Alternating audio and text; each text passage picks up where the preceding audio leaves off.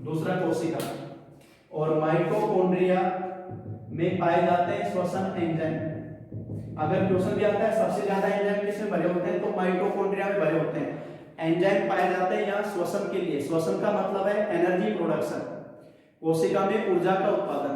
तो कोशिका में ऊर्जा का उत्पादन माइटोकॉन्ड्रिया के अंदर होता है ग्लूकोज के ऑक्सीकरण से, ऑक्सीडेशन ऑफ ग्लूकोज। तो दो तरह से क्वेश्चन आता है। अगर आता है कोशिका का ईंधन फ्यूल ऑफ सेल, अगर पूछा जाता है कोशिका का ईंधन फ्यूल ऑफ सेल, तो नाम आता है ग्लूकोज। क्योंकि चाहे कोशिका पादप की हो चाहे जंतु की हो, किसी भी जीव की कोशिका हो, एनर्जी हमें मिलेगी ग्लूकोज के ऑक्सीडेशन से। कोशिका का ईंधन कहलाता है ग्लूकोज, और इस ईंधन से एनर्जी प्रोडक्शन कहां पर हो रहा है, माइटोकॉन्ड्रिया में। तो अगर क्वेश्चन आता है कोशिका का पावर हाउस, कोशिका का पावर हाउस, तब नाम किसका आता है भाई, माइटोकॉन्ड्रिया। तो ध्यान दे लेना, कोशिका का शक्ति गृह एनर्जी प्रोडक्शन हाउस कौन सा है भाई, माइटोकॉन्ड्रिया है। और कोशिका में यहाँ माइटोकॉन्ड्रिया में ऊर्जा का प्रोडक्शन किससे हो रहा है, ग्लूकोज से। तो अगर क्वेश्चन आएगा कोशिका का ईंधन, तब नाम आएगा ग्लूकोज का। ये दूसरा कोशिकांग जो बोला जाता है। तीसरा कोशिकांग जो बोला जाता है वो पाया जाता है अंतःपर्दवी जालिका, जो केंद्र के चारों ओर मौजूद है। केंद्र के चारों ओर जो अंतःपर्दवी जालिका है उस पर सूक्ष्म कणों के रूप में पाया जाता है, और इसको नाम दिया जाता है राइबोसोम। तीसरे कोशिकांग को नाम दिया जाता है राइबोसोम। तो ध्यान रखना, राइबोसोम अंतःपर्दवी जालिका पर पाए जाते हैं, जो केंद्र के चारों ओर पाई जाती है। और ये जो राइबोसोम है, इनका काम है प्रोटीन का संश्लेषण। तीसरा जो कोशिकांग बताया मैंने राइबोसोम, क्या काम कर रहा है भाई, ये कर रहा है प्रोटीन का निर्माण, प्रोटीन का संश्लेषण। तो कोशिका में प्रोटीन का निर्माण होता है राइबोसोम पर। तो अगर क्वेश्चन किया आएगा कि कोशिका की प्रोटीन फैक्ट्री, कोशिका की प्रोटीन फैक्ट्री, या एक क्वेश्चन आता है इसी रूप में कोशिका का इंजन, कोशिका का इंजन। तो इन दोनों पे आपको आंसर क्या देना है भाई, आंसर देना है राइबोसोम। तो कोशिका में प्रोटीन का संश्लेषण राइबोसोम के ऊपर होता है। ये तीसरा कोशिकांग जो बताया जाता है। नंबर 4 कोशिकांग, चौथे कोशिकांग का नाम, जो कि इस ये जो अंतःपर्दवी जालिका है इसी से टूटकर बनता है, अंतःपर्दवी जालिका से टूटना, और अनियमित आकार में ये बन जाता है। खासतौर से सिस्टर्नी, जो कि बेलनाकार नलिकाएं होती हैं, डंबल आकार में या बेलनाकार नलिका होती है। और इस कोशिकांग को नाम दिया जाता है, चौथा कोशिकांग जो बोला जाता है वो बोला जाता है गोल्जी का, गोल्जी का। गोल्जी काय का निर्माण होता है अंतःपर्दवी जालिका के टूटने से। अंतःपर्दवी जालिका पर राइबोसोम स्थित है जहां प्रोटीन बनता है। बाहर वाली अंतःपर्दवी जालिका पर बनता है लिपिड वसा। तो गोल्जी काय के अंदर प्रोटीन और लिपिड बना हुआ आता है अंतःपर्दवी जालिका से, और ये प्रोटीन लिपिड डिफरेंट प्रकार के स्राव बनते हैं। तो गोल्जी काय में जो निर्मित होते हैं डिफरेंट स्राव, विभिन्न स्राव। स्राव किनको बोलते हैं हम, पसीना, लाल, एंजाइम, एंटीबॉडी आदि। ये सारे के सारे पदार्थ जो बनते हैं वो सारे के सारे गोल्जी काय में प्रोटीन और लिपिड उनके संश्लेषण से बनते हैं। तो कोशिका की रस फैक्ट्री, स्राव बोलते हैं रस से। कोशिका की रस फैक्ट्री अगर बोला जाएगा तो नाम किसका आएगा भी, गोल्जी काय का नाम आएगा, कोशिका की रस फैक्ट्री, ये इसको बोला जाता है। उसके बाद में पांचवा कोशिकांग जो इसी की गोल्जी काय के रूपांतरण से अगला बनता है, उसको नाम देते हैं लाइसोसोम। अब यहां से जो मैं एक पॉइंट समझाना चाह रहा हूं, मैंने डायग्राम में दिखाया अंतःपर्दवी जालिका के टूटने से कौन बन रहा है, गोल्जी काय। गोल्जी काय से आगे कौन बन रहा है, लाइसोसोम। इसका मतलब दो कोशिकांग गोल्जी काय और लाइसोसोम दोनों किससे बन रहे हैं, अंतःपर्दवी जालिका से।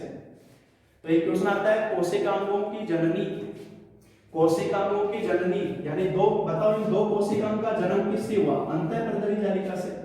तो गोल्जी काय और लाइसोसोम दोनों का निर्माण अंतःपर्दवी जालिका से होता है। तो अगर क्वेश्चन आता है कोशिकाओं की जननी, मदर ऑफ सेल ऑर्गेनिल, तो नाम आता है अंतःपर्दवी जालिका का। लाइसोसोम में भरे होते हैं प्रोटीन से बने एंजाइम। देखो अगर यहां से अंतःपर्दवी जालिका से टूटकर गोल्जी काय बना, इसमें प्रोटीन होगा, इस प्रोटीन से अलग अलग प्रकार के एंजाइम बने होंगे। तो लाइसोसोम में भरे होते हैं एंजाइम, और ये एंजाइम कोशिका के अंदर व्यर्थ पदार्थों का पाचन करते हैं। तो हमारी कोशिका में सबसे इंपॉर्टेंट काम है लाइसोसोम का, व्यर्थ पदार्थों को हटाना, और ये पाचन कहलाता है अंतःकोशिकीय पाचन। कौन सा पाचन कहलाता है, अंतःकोशिकीय पाचन। अब पाचन से तुम्हारे को सीधा सीधा ध्यान आएगा आहार नल, एलिमेंट्री कैनाल, जहां पर भोजन का पाचन करते हैं।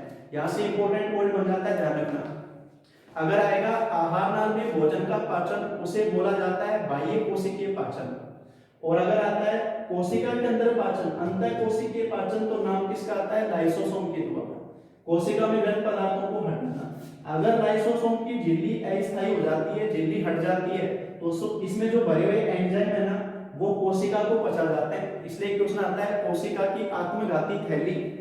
अगर क्वेश्चन आता है कोशिका की आत्मघाती थैली, तो नाम किसका आएगा, नाम आएगा लाइसोसोम का। कोशिका की आत्मघाती थैली, सुसाइड बैग ऑफ सेल, तो नाम किसका आता है, लाइसोसोम का। क्यों कहा इसको ये, क्योंकि ये कोशिका में व्यर्थ पदार्थों को हटाती है, ये तो इसका मेन काम है। लेकिन अगर इसकी झिल्ली फट जाए तो कोशिका स्वस्थ है, ये तो उसको भी पचा जाएगी। इसलिए बोलते हैं कोशिका के लिए कभी भी घातक साबित हो सकती है। तो कोशिका की आत्मघाती थैली कौन है भाई, लाइसोसोम। 5 कोशिकांग मैंने बताए। नंबर 6 कोशिकांग, छठा जो कोशिकांग है वो है भी सेंट्रोसोम, जिसकी स्ट्रक्चर होती है तारेनुमा, जिसकी स्ट्रक्चर होती है तारेनुमा, इसलिए बोलते हैं तारक काय। सेंट्रोसोम तारक काय, स्टार बॉडी तारक काय जो बोलते हैं। और इसका काम है गुणसूत्र विभाजन में सहायता करना। कोशिका का जब विभाजन होता है तो पहले विभाजन होता है केंद्रक का। कोशिका का जब विभाजन होता है तो पहले विभाजन होता है केंद्रक का, और केंद्रक में मौजूद है गुणसूत्र है, तो विभाजन होता है गुणसूत्रों का। तो गुणसूत्रों के विभाजन में सहायक है। तो गुणसूत्रों के विभाजन में या कोशिका विभाजन में कौन सहायता करता है, सेंट्रोसोम तारक काय सहायता करता है। ये छठा कोशिका जो मैंने बताया तारक काय। नंबर 7, सातवां कोशिकांग जो है वो मैं सीधा ही दर्शा रहा हूं, लवक प्लास्टिड। ध्यान रखना, अपन जैसे नाम बोलते हैं हरित लवक, लवक केवल और केवल पादप कोशिका में पाए जाते हैं, जंतु कोशिका में लवक नहीं पाए जाते। जैसे अपन स्टार्टिंग बताया कि पादप कोशिका में हरित लवक है तो वो प्रकाश संश्लेषण करता है, लेकिन जंतु कोशिका में हरित लवक नहीं है तो प्रकाश संश्लेषण नहीं कर पाता है। तो सातवां कोशिकांग लवक जो केवल पादप में मौजूद है। और लास्ट कोशिकांग जो बता रहा हूं, लास्ट कोशिकांग नाम आता है रिक्तिका, और जैसा नाम से आ रहा है रिक्त खाली कोशिकांग, रिक्तिका जो बोला जाता है। तो 8 कोशिकांग मैंने बताया। अब ध्यान देना एक बार, क्योंकि कोशिकांग से रिलेटेड क्वेश्चन आते हैं। पहला कोशिकांग मैंने क्या बताया, अंतःपर्दवी जालिका क्या काम कर रही है, कोशिका में जीव द्रव्य का स्थायित्व है, इसे बोलते हैं कोशिका का अंतःकंकाल। नंबर 2 बताया मैंने माइटोकॉन्ड्रिया, कोशिका में ऊर्जा का उत्पादन, इसे बोलते हैं कोशिका का पावर हाउस। तीसरा बताया मैंने राइबोसोम, जो पाया जाता है अंतःपर्दवी जालिका पर, इसका काम है प्रोटीन का निर्माण, तो कोशिका का इंजन, कोशिका की प्रोटीन फैक्ट्री। चौथा गोल्जी काय जो बनता है अंतःपर्दवी जालिका के टूटने से, और इसमें जो बराबर प्रोटीन और वसा है उससे अलग अलग प्रकार के स्राव बनते हैं। कोशिका की रस फैक्ट्री गोल्जी काय। और एक चीज और ध्यान रखना, गोल्जी काय वो कोशिकांग है जिसके आसपास कोई भी अन्य कोशिकांग नहीं पाए जाते, तो इसके चारों ओर पाया जाता है निषेध क्षेत्र जिसको अपन बोलते हैं। पांचवा लाइसोसोम इसी से रूपांतरित होकर बना। गोल्जी काय लाइसोसोम दोनों का निर्माण अंतःपर्दवी जालिका से होता है, इसलिए इनको बोलते हैं अंतःपर्दवी जालिका को बोला जाता है कोशिकांगों की जननी। छठा कोशिकांग सेंट्रोसोम जो गुणसूत्र विभाजन में सहायता करता है। सातवां कोशिकांग लवक जो केवल पादप कोशिका में है, हरितवक करता है प्रकाश संश्लेषण। वर्णी लवक फ्लावर्स का जो कलर होता है, पुष्पों का जो रंग होता है वो है वर्णी लवक। और रिक्तिका आठवां कोशिकांग जो कोशिका में अतिरिक्त जल का नियमन करता है, प्राश्मदाब का नियमन करता है, वो कोशिकांग है रिक्तिका वैक्यूल। ये कोशिकांग अपन बताते हैं जिनसे रिलेटेड जो क्वेश्चन बन जाते हैं। तो पादप और जंतु दोनों कोशिका के लिए अपन यहाँ पर लिया। अब अगर आपने ये 8 कोशिकांग मैंने लिखे, अगर क्वेश्चन आता है सबसे बड़ा कोशिकांग तो नाम आता है लवक। ध्यान से सुनना, सबसे बड़ा कोशिकांग तो नाम किसका आएगा? लवक का। लेकिन लवक पादप कोशिका में है, जंतु में नहीं है। अगर इस क्वेश्चन को ऐसे पूछ दिया जंतु कोशिका का सबसे बड़ा कोशिकांग, तब नाम आता है माइटोकॉन्ड्रिया का। इसका मतलब नंबर 2 कोशिकांग कौन है? माइटोकॉन्ड्रिया। सबसे बड़ा लवक, नंबर 2 माइटोकॉन्ड्रिया। ओवरऑल सबसे बड़ा लवक, पादप में सबसे बड़ा लवक, जंतु में सबसे बड़ा पूछेगा तो माइटोकॉन्ड्रिया। अगर पूछा सबसे छोटा कोशिकांग, सबसे छोटा कोशिकांग तो नाम आएगा राइबोसोम का, चाहे वो पादप के लिए पूछो चाहे जंतु के। तो सबसे बड़ा कोशिकांग लवक, जंतु कोशिका में सबसे बड़ा माइटोकॉन्ड्रिया, सबसे छोटा पूछेगा तो राइबोसोम। और सेंट्रोसोम और लाइसोसोम ये दोनों ऐसे हैं जो पादप कोशिका में नहीं पाए जाते। अगर क्वेश्चन पूछे कि कौन से 2 कोशिकांग पादप कोशिका में नहीं होते, लाइसोसोम सेंट्रोसोम। और लवक ऐसा कोशिकांग है जो पादप में है, जंतु के अंदर नहीं है। इस तरह से डिफरेंस आ जाता है। फिर एक क्वेश्चन आता है